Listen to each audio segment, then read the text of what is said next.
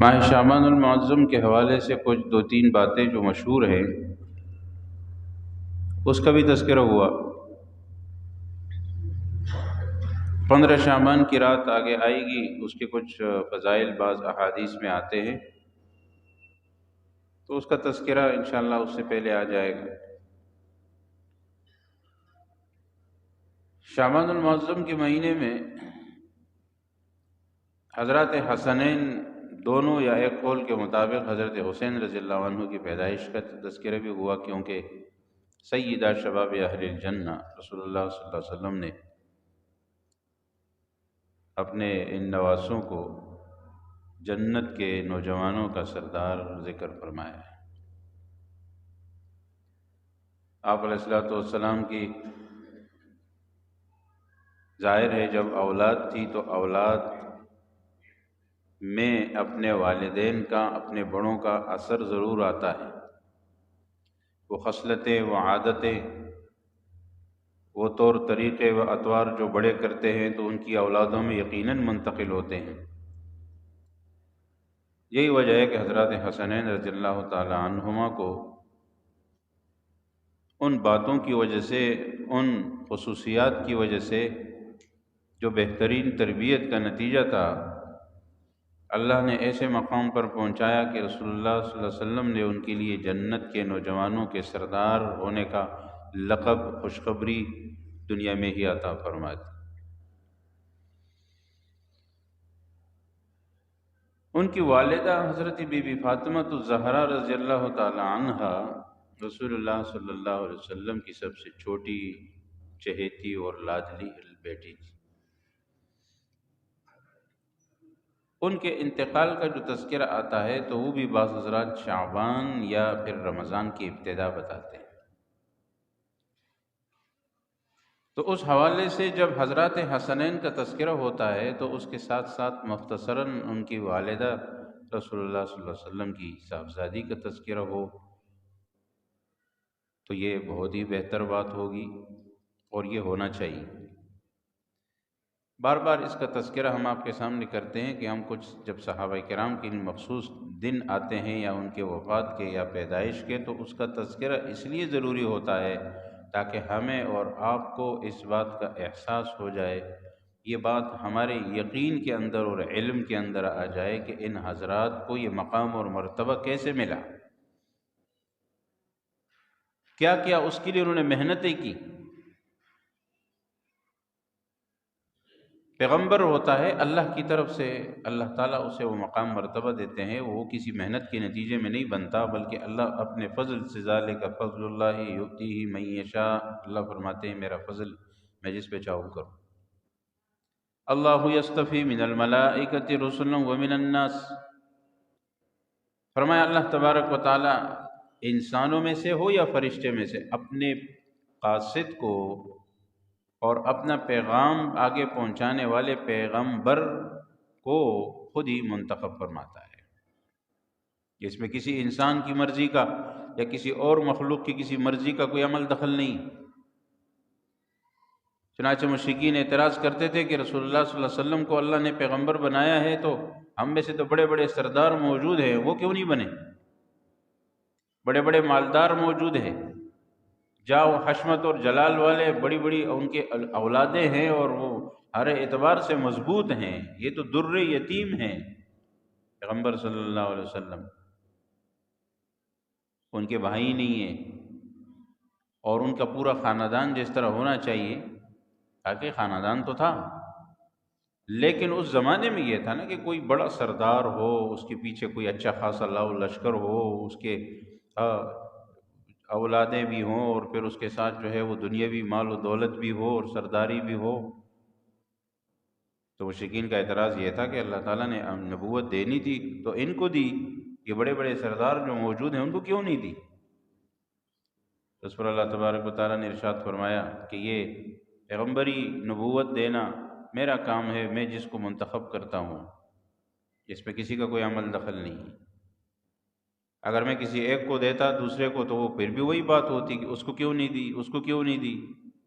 جس کو دی ہے اللہ کی مرضی ہے، اللہ نے ہی اس کے لیے منتخب کیا ہے۔ اور اللہ کا انتخاب کبھی غلط نہیں ہو سکتا۔ اللہ نے جس کو جس کام کے لیے منتخب کیا ہے، چاہے کسی کو نبوت کے لیے منتخب کیا، چاہے کسی کو ولی اللہ بنایا، کسی کو صحابی بنایا، تابعی بنایا، امام، بڑے بڑے ائمہ، فقہاء، محدثین، مفسرین، یہ سب اللہ کی طرف سے اللہ نے ایک انعام کیا ہے ان پر۔ اللہ نے ان سے وہ کام لینا تھا، وہ اللہ کی مرضی ہے جس کو منتخب کیا۔ لیکن بہرحال بعد کے لوگوں میں ظاہر ہے کہ صحابی بھی، جو صحابیت کا مقام ہے، یہ رسول اللہ صلی اللہ علیہ وسلم کے ساتھ ملاقات کا شرف حاصل ہونے کے بعد ملتا ہے، یہ بھی ایسا مقام ہے کہ جس تک پوری امت میں کوئی اور نہیں پہنچ سکتا۔ صحابی تو وہ ہے جس نے رسول اللہ صلی اللہ علیہ وسلم سے حالت ایمان میں، یعنی ایمان لا کر ملاقات کی ہو، اور اسی ایمان کی حالت میں وہ اس دنیا سے گئے بھی ہوں، کیونکہ کچھ لوگ ایسے بھی تو تھے کہ جنہوں نے ایمان کا دعویٰ تو کیا تھا لیکن اس کے بعد وہ ایمان پہ قائم نہیں رہے، وہ زبانی دعویٰ تھا۔ قالت الاعراب آمنا، اللہ فرماتے ہیں بعض دیہاتی لوگ کہتے ہیں کہ آمنا، ہم ایمان لائے، ہم ایمان لائے۔ قل لم تؤمنوا، اللہ فرماتے ہیں ان سے کہو تمہارا کوئی ایمان نہیں ہے۔ ایمان اس کو نہیں کہتے، ہاں یہ کہو کہ ولیکن قولوا اسلمنا، یہ کہو کہ ہم بظاہر مسلمان ہیں، ہم نے بظاہر اپنے آپ کو تسلیم کر لیا ہے اور ظاہری طور پر بس مسلمان ہونے کا دعویٰ کر لیا ہے۔ ایمان ایسے نہیں ہوتا۔ تو صحابی تو وہ ہے جو ایمان لائے اور اس ایمان پر آخر دم تک ثابت قدم بھی رہے، وہ سب صحابہ کرام تھے۔ یہ مقام کسی اور کو حاصل نہیں ہو سکتا جو رسول اللہ صلی اللہ علیہ وسلم کی جس نے زیارت نہیں کی۔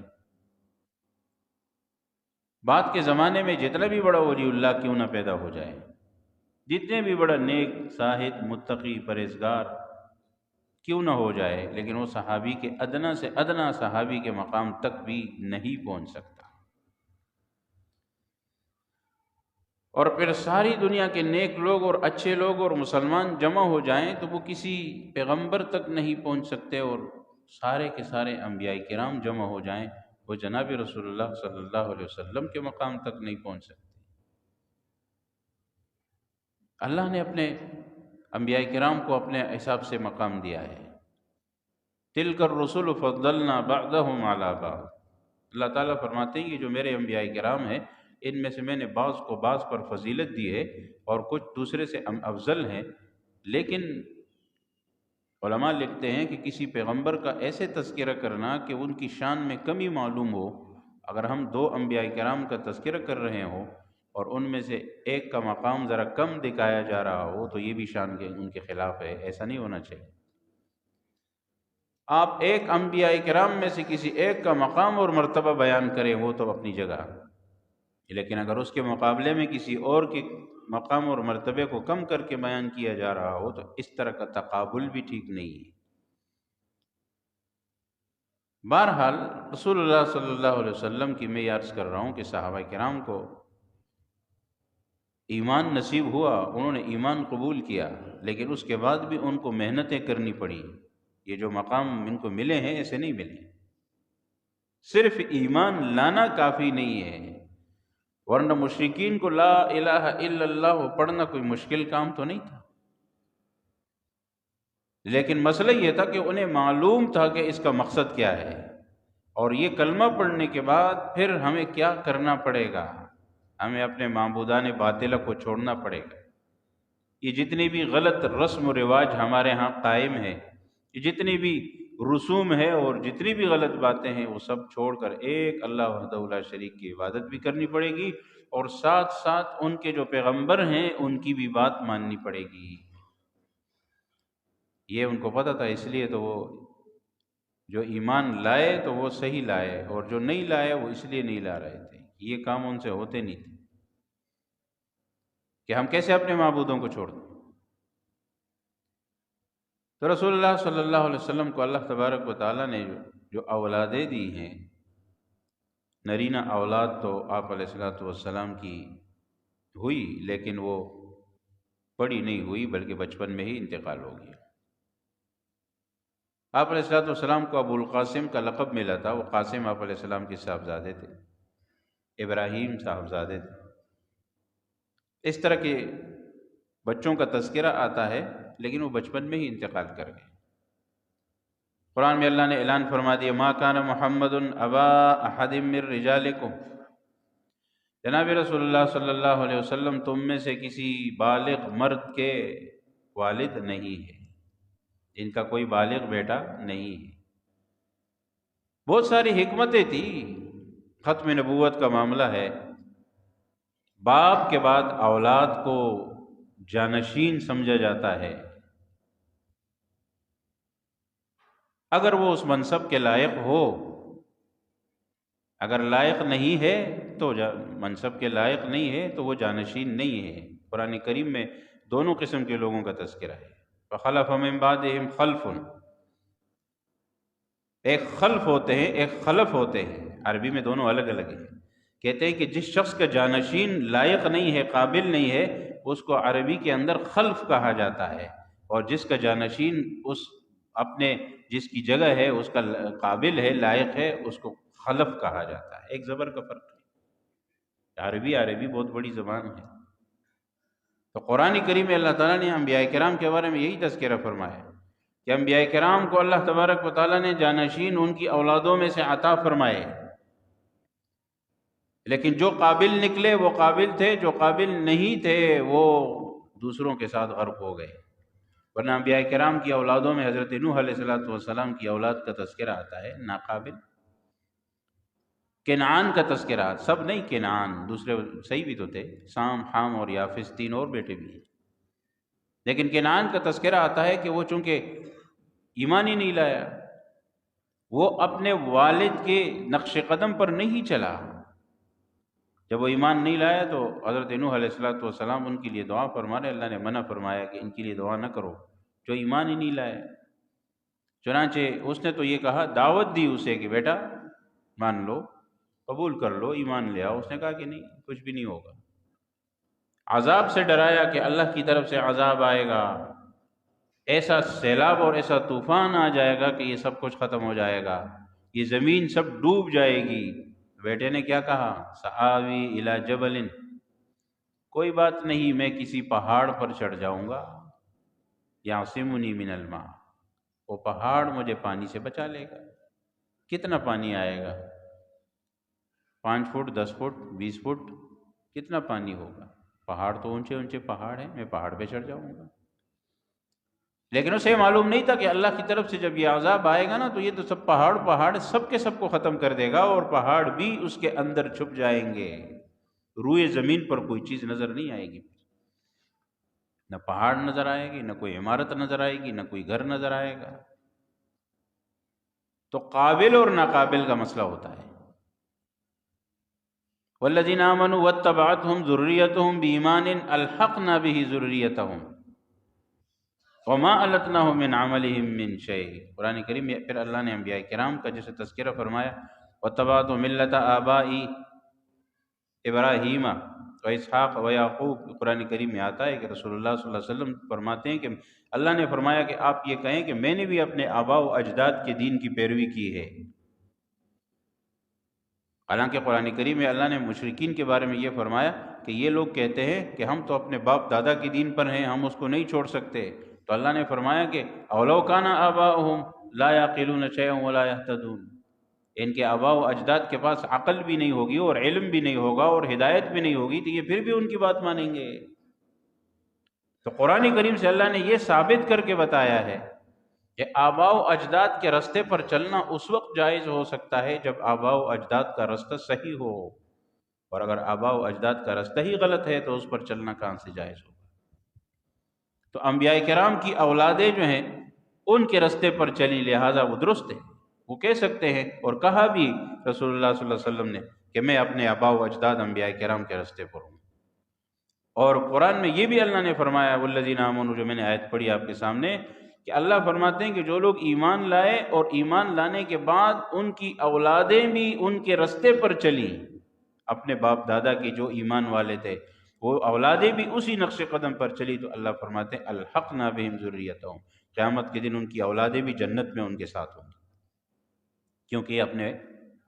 باپ دادا کے صحیح دین پر چلے، قابل تھے، لائق تھے۔ تو اللہ نے ان کو وہ مقام دے دیا؟ نہیں تھے تو وہ خلف بن گئے فخلف من بعدہم خلف اضاعوا الصلاۃ واتبعوا الشہوات، قرآن کریم میں سب موجود ہے۔ یہ ساری چیزیں اللہ نے بیان فرما دی ہیں، بس تھوڑا سمجھنے کی ضرورت ہے۔ تو اس لیے رسول اللہ صلی اللہ علیہ وسلم کی اولاد بالغ بلوغ تک اللہ نے نہیں پہنچائی، بالغ اولاد نرینہ نہیں تھی، تو قرآن میں اللہ نے نفی فرما دی کہ یہ ہو سکتا ہے، ایک حکمت ہے کہ کل کو لوگ یہ کہیں کہ رسول اللہ صلی اللہ علیہ وسلم اللہ کے آخری پیغمبر تھے، لیکن اب یہ اس دنیا سے چلے گئے، آپ علیہ الصلوۃ والسلام، تو ان کی اولاد کوئی بیٹا موجود ہے، لہٰذا وہ بیٹا ان کی جگہ آ جائے گا، اور اگر وہ اس طرح کے پیغمبر نہیں ہے لیکن کم سے کم جو ہے اس طرح کا کوئی مقام مل جائے گا، لوگ بنا لیں گے نا، جیسے بہت سے لوگ بعد میں انبیاء کرام کا دعویٰ نبوت کا انہوں نے کیا کہ ہم پیغمبر ہیں، اور انہوں نے پیغمبروں کی قسمیں بنا دی کہ یہ اس قسم کا پیغمبر ہے، اس قسم کا پیغمبر ہے۔ تو اس لیے اللہ نے یہ حکمت رکھی کہ آپ علیہ الصلوۃ والسلام کی نرینہ اولاد بالغ نہ رہے، تاکہ کل کو کوئی ان کی جگہ جانشین نہ بنا دے اس معاملے میں، نبوت کے معاملے میں۔ ویسے تو ظاہر ہے پیغمبر کی اولاد ہے، اب آپ علیہ الصلوۃ والسلام کی اولاد ہوتی اور بالغ نرینہ ہوتی تو ظاہر ہے کہ پیغمبر کی تربیت کے نتیجے میں ان کا نیک ہونا، اچھا ہونا، دیندار ہونا، پرہیزگار ہونا، یہ تو یقینی تھا۔ تو پھر کئی لوگ اس مقام تک نہ پہنچا دیں، لائق اور قابل ظاہر ہے کہ اگر انبیاء کرام کی اولادوں میں بھی اللہ نے رکھا ہے تو پھر ان کو حق ملا ہے، ان کو اللہ نے وہ مقام دیا تھا، تو کہیں ان کی طرح یہ مقام لوگ نہ بنا دیں، اس لیے اللہ نے نہیں رکھا۔ باقی صاحبزادیاں 4 صاحبزادیاں، حضرت زینب، حضرت رقیہ، حضرت ام کلثوم، حضرت بی بی فاطمہ رضی اللہ عنہن، یہ ساری کی ساری جو ہے اس میں سے سب سے زیادہ مقام پھر آخری صاحبزادی کو ملا، اور اس لیے کہ ان کی وہ اولادیں، اور پھر آپ علیہ الصلوۃ والسلام نے جو ہے حضرات حسنین کے ساتھ رسول اللہ صلی اللہ علیہ وسلم کی محبت، دوسری صاحبزادیاں تو آپ کی پہلے انتقال کر گئی، حضرت بی بی فاطمہ الزہرا رضی اللہ تعالی عنہا اس انداز سے ان کی رخصتی فرمائی، آپ واقعات سنتے ہیں، کتابوں میں موجود ہے، مختصر سا جو موجود تھا، حضرت علی رضی اللہ عنہ کے پاس تو مہر میں دینے کے لیے بھی کچھ نہیں تھا، لیکن رسول اللہ صلی اللہ علیہ وسلم نے فرمایا کہ میں نے تمہیں ایک زر دی تھی کسی وقت، یاد ہے؟ انہوں نے کہا کہ ہاں، فرمایا وہ لاؤ، وہ دے دو، کوئی چیز تو دے دو مہر میں۔ اس ترتیب کے مطابق آج مہر فاطمی کا تذکرہ کیا جاتا ہے، تاکہ اس لڑکی کے خاندان میں، اس کی بہنوں میں، اس کی دیگر رشتہ داروں میں ان لڑکیوں کے مہر کتنے کتنے ہوتے ہیں، اس حساب سے اس کا بھی رکھا جائے گا، اس کا حق ہے۔ اب ڈال دیا ہے، یہ مذاق ہے کہ اس کے لیے آپ 500 روپے لکھوا رہے ہیں اس زمانے میں، حالانکہ شریعت کے اندر جو ہے اقل مہر جو فقہا نے لکھا ہے کم از کم وہ 10 درہم کا تذکرہ آتا ہے، فقہا نے لکھا ہے، اور وہ آج کل بھی اس وقت بھی اگر حساب لگایا جائے تو وہ تقریباً 7-8 ہزار روپے تو بن جاتا ہے، کم سے کم 10,000 تو بندہ لکھے، یا اس سے بھی بہتر ہے اس نے کی ہے یا اپنے بچے کی کرائی ہے کی ہے، تو لیکن یہ ہے کہ اس نے مہر اتنا رکھا ہے کہ جس سے واقعی اندازہ ہو رہا ہے کہ اس کے نزدیک شادی کی اہمیت ہے، نکاح کے رشتے کی اہمیت۔ حضرت فاطمہ رضی اللہ تعالیٰ عنہ کا بہرحال آپ علیہ الصلوۃ والسلام نے انہیں جنت کی خواتین کا سردار بتایا ہے، جیسے ان کے بیٹوں کو جنت کے نوجوانوں کا سردار بتایا، تو ان کو جنت کی خواتین کا، اور پھر آپ واقعات پڑھتے ہیں کہ ان کی حالت کیسی تھی کہ آپ دونوں جہانوں کے سردار رسول اللہ صلی اللہ علیہ وسلم کی صاحبزادی ہونے کے باوجود اپنے گھر کے کام کاج سب خود کرتی تھی، اور ان کے ہاتھوں میں چھالے پڑ گئے، رسول اللہ صلی اللہ علیہ وسلم سے شکایت فرمائی، سبحان اللہ اور الحمدللہ اور اللہ اکبر 34 مرتبہ، فرمایا کہ یہ پڑھا کرو، یہ ان سب سے بہتر ہے، تو تسبیحات فاطمی اس کو کہتے ہیں۔ وہ فاطمہ تو سید النساء اہل الجنہ، اس کے علاوہ جو ہے جتنے بھی گھر میری بھائی ذمہ داری کی بات نہیں ہوتی، اس طرح تو باپ کی بھی ذمہ داری نہیں ہے کہ وہ بیٹے کی شادی اپنے پیسوں سے کرائے، کس کتاب میں لکھا ہے؟ کہاں قرآن کریم اور احادیث سے ثابت ہے کہ والد جو ہے اپنے پیسوں سے، ذاتی پیسوں سے بیٹے کے لیے سونا بھی بنائے، اس کی شادی بھی کرائے، اس کے لیے حال بھی وہ کرا رہی ہے شادی ہو کر، اب ظاہر ہے کہ لڑکی تو ہمیشہ باپ کے گھر نہیں رہے گی، شادی ہو کے جائے گی سسرال، تو یہ اس سسرال میں گئی، یہ ان کو اپنا والدین سمجھے، اور جو یہاں پر آ گئی ہے جس کی شادی ہو گئی وہ ان کو اپنا والدین سمجھے، تو بات ختم ہو گئی۔ یہ تو نہیں ہوگا نا۔ اب اگر اس کے والدین وہ ہیں اور اس کے والدین یہ ہیں، تو دیکھیے خدمت اسی طرح ہے کہ اگر شوہر یہ کہتا ہے عورت کو کہ میں اسی وجہ سے ہو رہا ہے۔ اس لیے میں نے عرض کیا، میں بار بار اس کا تذکرہ بھی کرتا ہوں کہ اے اپنے گھر سے لے کر گلی محلے کوچے سے لے کر پوری ملک کی سیاست تک، ساری چیزوں میں ہر جگہ احترام اور ایک دوسرے کا کے حقوق کا خیال، اور اختلاف کے ساتھ ساتھ احترام بھی ہے، تو وہ اختلاف امتی رحمہ، حدیث میں فرمایا آپ علیہ السلام نے کہ وہ اختلاف میری امت کا رحمت ہے۔ لیکن اگر اختلاف کے ساتھ احترام نہیں ہے تو اس کو پھر آپ بغض کہیں گے، عناد کہیں گے، حسد کہیں گے، مخالفین ہو گئے، ایک دوسرے کے خلاف آپس میں بھی باتیں کر رہے ہیں۔ اب لیڈر ہیں، بڑے ہیں، اگر کسی کو دوسرے کی پارٹی میں جانا ہے، وہاں جانا ہے، وہ اس کی مرضی ہے۔ احترام کا تقاضا اپنی جگہ رکھے، اختلاف اپنی جگہ ہو۔ اس کے بعد آپ دیکھیں گے کہ جہاں کہیں ضرورت پڑے گی وہاں لیڈر ایک بھی ہو جائیں گے،